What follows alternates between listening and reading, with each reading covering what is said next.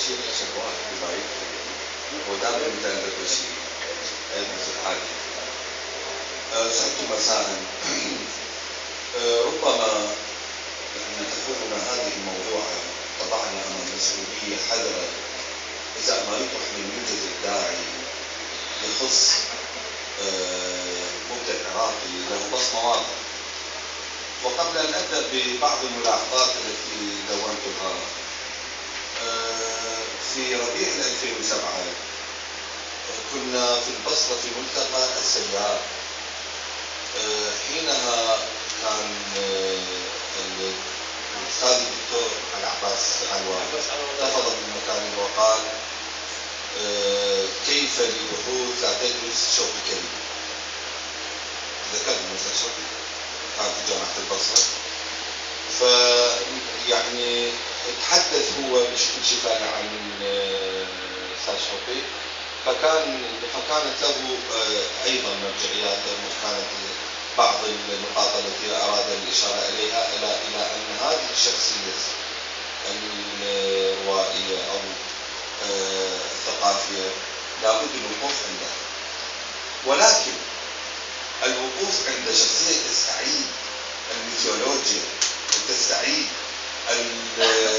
الواقع بطريقة معاصرة، أنا شخصيا أعتقد علينا أن نعيد قراءة الجانب قراءة الميثولوجيا مرة أخرى، ونقرأها بنسق فلسفي، ومن ثم نحول هذه إلى أساس ثقافية، على اعتبار أن شوقي كريم هو عندما يستعيد للموروث الشعبي عبر الأهازيج والتقاليد مثل ما ذكر الأستاذ جابر، هي استعادة ليست بوصفها هي تمثل نصا، وإنما هي استعادة لقراءة نسق حياتي ممتد لآلاف السنين مرورا إلى يومنا هذا. لذلك هذا التدرج الذي قام به الأستاذ شوقي كريم، يعني مرورا بحياة الناصية والحياة المائية، يقصد المسطحات المائية الأهوار وما شابه، مرورا إلى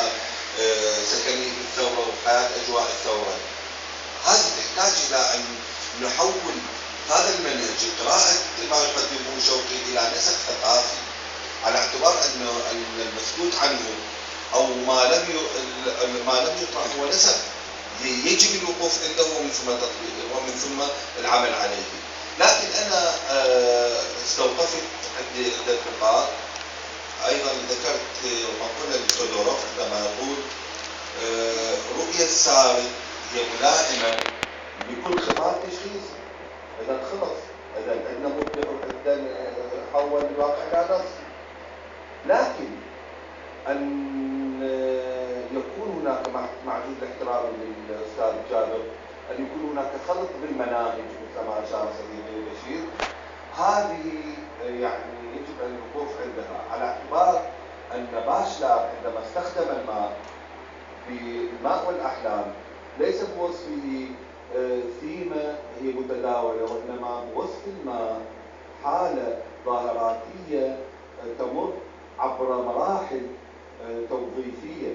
هذه المراحل التوظيفية يعني الماء بالمغتسل هذا ماء خاص بالموت، الماء بالروي خاص بالحياة، لكن الماء بالأهوار والمسطحات المائية منظومة كاملة متخيل، مزيج من الميثولوجيا ومن الواقع ومن يعني مو فقط يعني شوقي كريم اشتغل عليها، ايضا ابن وجر نوع ما كتب حول الغيلان المشاهير وما شابه، وغيره من الاستاذ محمد الطيب والعديد من الاسماء التي محمد ماشى